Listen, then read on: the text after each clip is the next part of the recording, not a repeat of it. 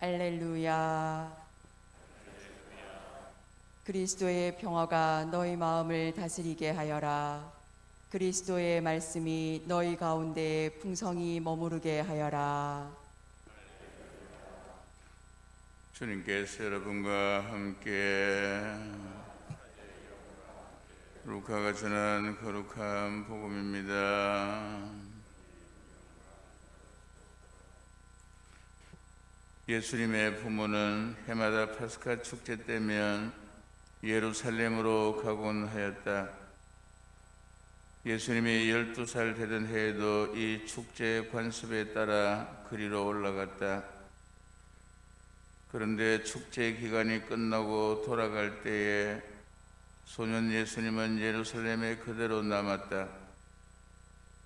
그의 부모는 그것도 모르고 일행 가운데 있으려니 여기며 하룻길을 갔다. 그런 다음에야 친척들과 친지들 사이에서 찾아보았지만 찾아내지 못하였다.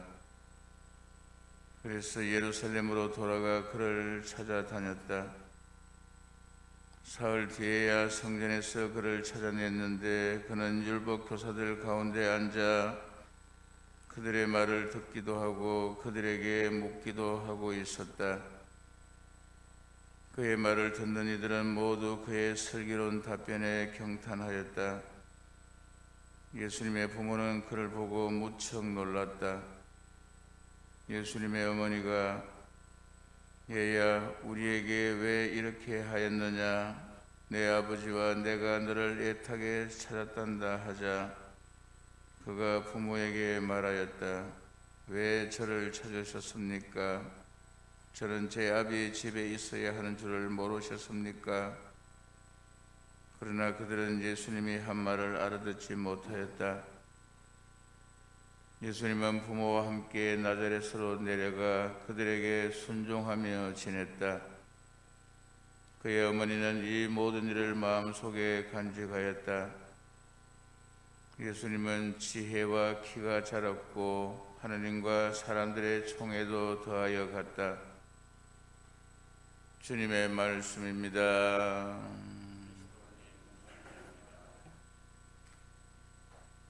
참여순회 성탄 축제를 잘 지내셨습니까? 별로예요? 오늘은 예수 마리아 요셉의 성가정 축일입니다.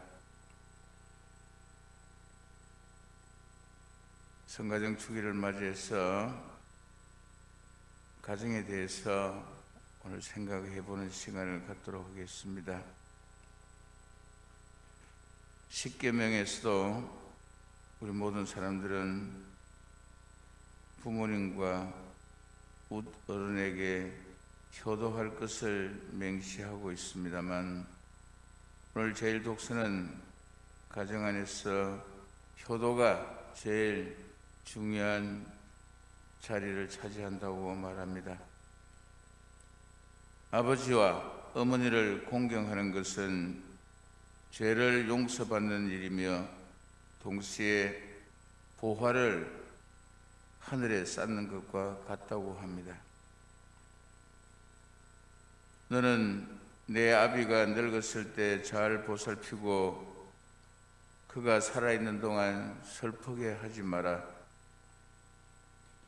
아비를 잘 섬긴 공은 잊혀지지 않으리니 너의 죄는 용서를 받고 새 삶을 이룰 것이다.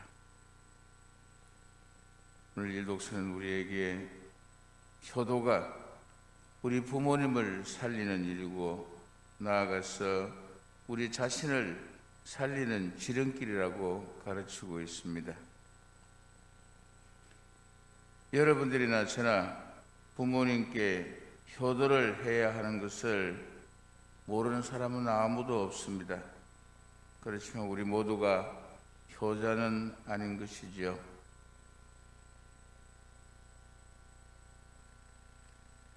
우리는 꼭 효도라고 할 때 부모님에게만 국한되는 것이라고 생각되지만은 실상 그렇지 않고 형제간에,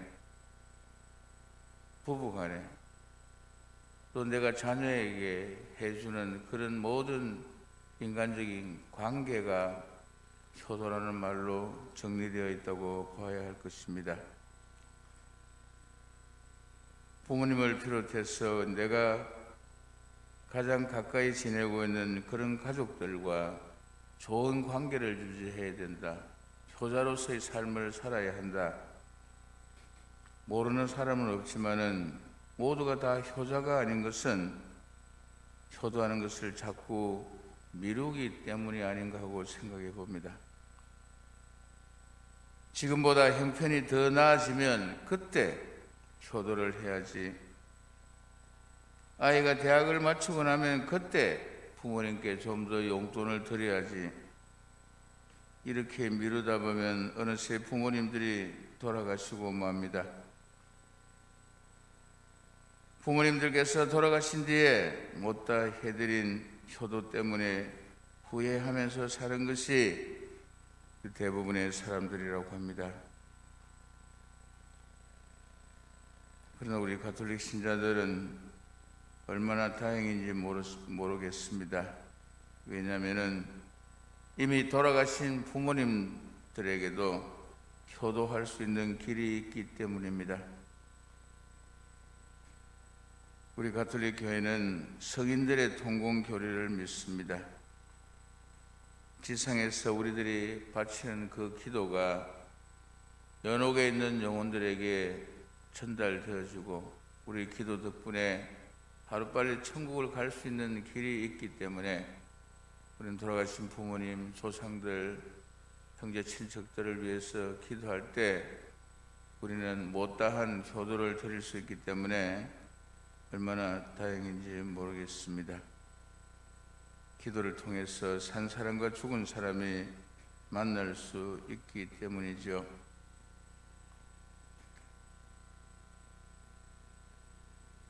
그러나 뭐니 해도 머니가 최고라고 하듯이 살아가면서 살아계신 부모님께 잘 해드리는 것이 최상의 효도이고, 이미 부모님들이 돌아가셨다면 남아있는 가족들에게도 정말 좋은 자세로 살아가는 것이 좋겠다는 생각이 듭니다.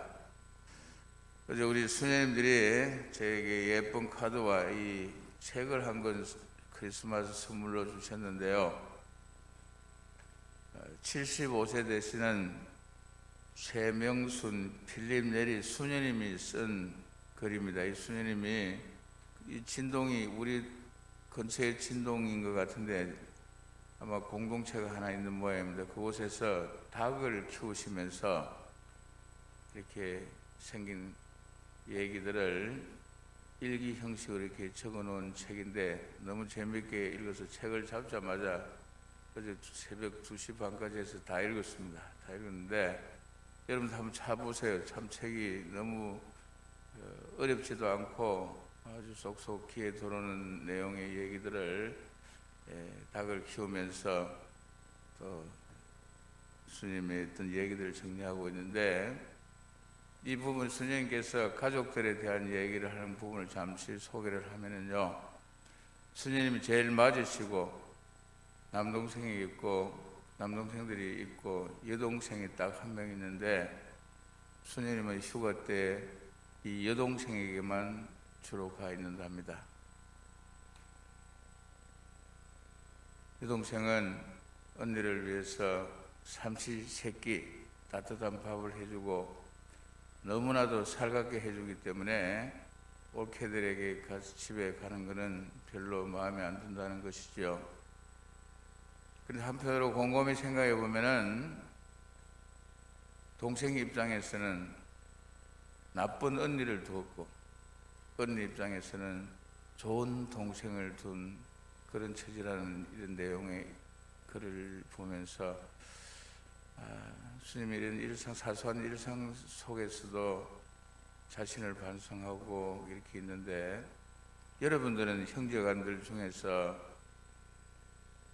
좋은 동생 역할을 합니까? 아니면은 나쁜 언니 역할을 하는 그런 사람입니까? 오늘 성가정 축일에 한번 생각해 볼 필요가 있겠다 해서 잠시 소개를 드립니다. 아무튼 살아계신 부모님께 잘해드려야 되고 가족들에게 잘해함을 잊지 않도록 합시다. 우리나라 속담에 살아생전에 부모님께 따라드린 술 한 잔이 돌아가시고 난 다음에 금을 우리가 북두칠성까지 쌓아서 부모님께 드린다 하더라도 그 가치가 비교가 안 된다고 합니다.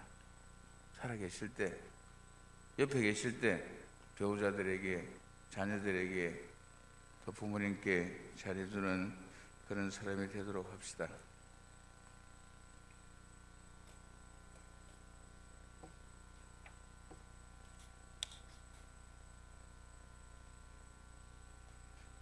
오늘 두 번째 독서를 통해서 행복을 발전시키려면 어떻게 해야 하는지를 듣습니다. 가정이 이루어지는 과정을 보면은 출신과 성장 과정이 다른 남녀가 모여 가정이라는 공동체를 형성합니다. 서로 남과 남이 만나 하나가 되어 사는 것이 가정이라고 한다면 평화스러운 가정을 이루기 위해서는 무엇보다도 불평할 일이 있더라도 서로 인내해야 됩니다. 인내는 단순히 참는 것이 아니라 정상적인 궤도에 오를 때까지 기다려주는 것을 의미합니다. 따라서 참는다는 것은 가족들이 다음에 더 잘할 수 있는 기회를 주는 일이지요. 다음으로 탄탄한 가정을 이루기 위해서 사랑해야 되는데, 저는 오늘 가정 안에서의 사랑이란 상대방의 이야기를 끝까지 잘 들어주는 것이라고 정의하고 싶습니다. 우리는 살아가면서 많은 경우에 내가 하고 싶은 것을 상대에게 관철시키려고 합니다. 내 말을 들으라고, 내 의견을 존중해 달라고.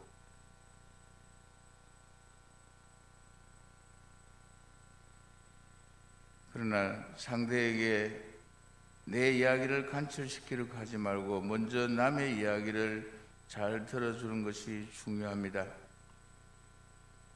부부의 주말 체험인 애미 교육에서 상대방이 이야기를 하고 있을 때 절대로 중간에 말을 끊지 말고 끝까지 듣고 나서 상대가 나에게 무엇을 말하려고 하는지를 파악하는 것이 대화의 기본이라고 얘기합니다.